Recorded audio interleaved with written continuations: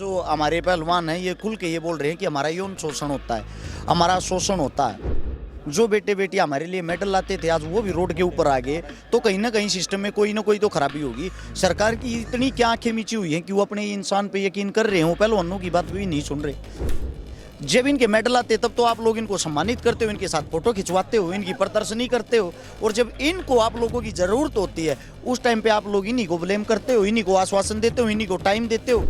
System में जब इन्हीं की डिमांड है बदलाव होना चाहिए, मेडल तो इनको लाने, उनको थोड़ी लाने हैं, उनको तो अपनी वाहवाही बनानी है। सिस्टम किसी के बाप की पुनौती नहीं है कि पिछले इतने साल से वो इस पे राज कर रहा तो वो ही रहेगा। ये कोई दादा लाई चीज़ें नहीं है। यहाँ पे बच्चा दिन रात एक करता, अपने घर को खाता है, तब वो भारत देश के लिए मेडल लाता और आप उसके ऊपर बैठ के राजनीति करते हो।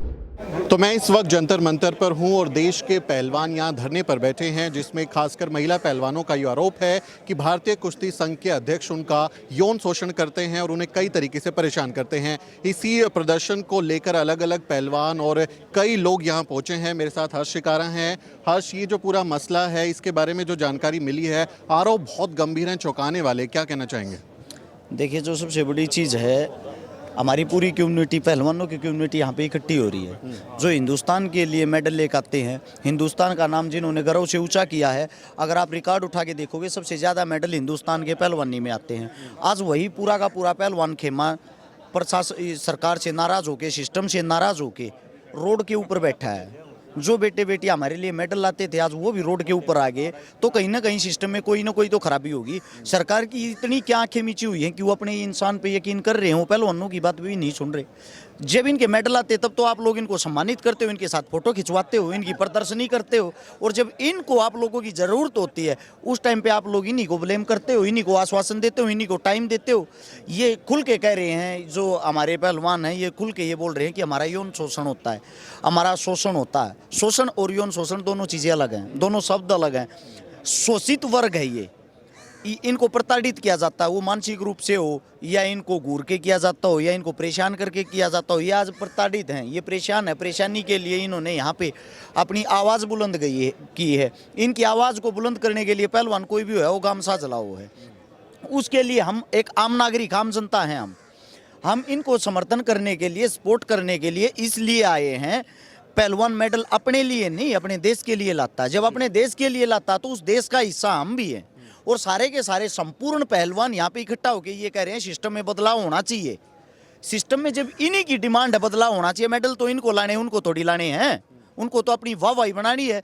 तो मेरा मानना ये है, सबसे पहले बातें इनकी मानी जाए, इनकी मांगे मानी जाए, इनकी मांगे सुनते हुए उस सिस्टम में चेंज करना चाहिए। सिस्टम किसी के बाप की पुनौती नहीं है कि पिछले इतने साल से वो इस पे राज कर रहा तो वो ही रहेगा। ये कोई दादा लाई चीज़ें नहीं है। यहाँ पे बच्चा दिन रात एक करता, अपने घर को खाता है, तब वो भारत देश के लिए मेडल लाता और आप उसके ऊपर बैठ के राजनीति करते हो। तो यहाँ पे जो इकट्ठे हुए, एकत्रित हुए हैं, मेरा मानना ये है इनकी बात को गौर से सुना जाए, तुरंत प्रभाव से उस पर कार्रवाई की जाए। जो महिला पहलवान हैं उनके आरोप लगने के बाद कुश्ती का नाम भी कहीं ना कहीं बदनाम हो रहा है, और अब लड़कियां शायद कम आएंगी, क्योंकि इस तरह का जब संदेश जाएगा, बेटी बचाओ बेटी पढ़ाओ का नारा होता है, तो कहीं ना कहीं महिलाओं पर भी असर पड़ेगा, इसका परिवारों पर असर पड़ेगा। स्पोर्ट्स पर्सन कोई भी हो, अगर आप गौर से उनके अंदर झाँकोगे, उनके अंदर जाओगे, वो बेचारे थोड़ी अपनी बात को छुपा लेते हैं, उनके अंदर एक डर रहता है, समाज के अंदर आपकी क्या इज्जत रहेगी। सभी को प्रताड़ित किया जाता है पिछले पुराने टाइम से, और इसीलिए आज इन्होंने जो मांग उठाई है उस मांग को इसीलिए उठाई, ये तो सारे के सारे सक्षम हैं, सक्सेस हैं, अपने पैरों पे खड़े हैं, इनका तो शोषण भी नहीं हो सकता, ना इनके ऊपर कोई इनको परेशान कर सकता, क्योंकि ये अपने आप में ताकतवर हो चुके हैं, थोड़ा कामयाब हो गए हैं, तो स्थापित हो गए हैं। आने वाली नस्लों के लिए लड़ रहे हैं, जो आने वाले बच्चे हैं, आने वाली बच्चियां, आने वाली बेटियां, ताकि उनका शोषण ना हो, आने वाले समय में उनके लिए अच्छे से रूल बनाए जाएं। उन्हीं चीज़ों को देखते हुए आज यहाँ पे प्रदर्शन कर रहे हैं। तो मेरा मानना ये है, गाँव वासियों को, शहर वासियों को, जो भी इनके साथ जुड़े हुए हैं, उन सब को इस टाइम पे इनको सपोर्ट करनी चाहिए। जब ये मेडल लाते हैं तो आप लोग इनके साथ फोटो खिंचवाते हो, आज इन लोगों को आपकी ज़रूरत है, तो ज़्यादा से ज़्यादा मात्रा में आगे आए और आप भी सरकार से इनके साथ मिलकर सवाल करें। सर, लगता है मोदी सरकार बात मानेगी? क्योंकि हमने कई आंदोलन देखे हैं जिसमें बहुत लंबे समय तक सरकार जो है वो बात नहीं सुनती है। लगता है कि सरकार मानेगी आपकी बात? देखो, आपको बता दे, ये जंतर मंतर है, यहाँ से हिंदुस्तान की आवाज़ बुलंद की जाती है। लगभग 126 बार तो मैं आ चुका हूँ, हर बार सरकार को मनवा के गए हैं, और पहलवान तो अच्छे अच्छों को मनवा देते हैं। पहलवान की कम्युनिटी जो होती है वो बहुत स्ट्रॉन्ग होती है, बहुत मजबूत होती है। इनके साथ गांव होता है, इनके साथ जनता होती है। 100% मानेगी। तो राजनीति के अखाड़े में पिछड़ तो नहीं जाएंगे पहलवान? ऐसा नहीं हो सकता। राजनीति के अखाड़े में पहलवान कैसे पिछड़ जाएगा? मैं आपको बता दूं, पहलवान से ज़्यादा दिमाग किसी के पास नहीं होता। और जो 6 मिनट का समय होता है ना, उसके अंदर हद से ज़्यादा माइंड लगाते हैं ये लोग। जब उसके अंदर इतना दिमाग लगाते हैं और इनकी इज्जत दाव पर है, तो अपने लिए क्या ये दाव नहीं लगाएंगे? 100% लगाएंगे और 100% जीतेंगे।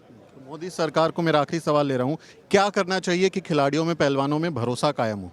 मेरा मानना ये है, सरकार को इनकी बातें मानते हुए इनकी कमेटी बैठाई जाए। उस कमेटी को बैठा के जो भी छटनी करने की ये कह रहे हैं, जो भी सिस्टम चेंज करने की ये कह रहे हैं, वो इन्हीं के हिसाब से चलना चाहिए। जब जो एक पहलवान होता है जो देश के लिए लड़ेगा, देश का प्रतिनिधित्व करेगा, अगर वही संतुष्ट नहीं है आपकी कम्युनिटी से, तो बाहर से मेडल कैसे आ जाएंगे? क्योंकि वो माइंड से कहीं ना कहीं एकदम फ्रेश नहीं रहता।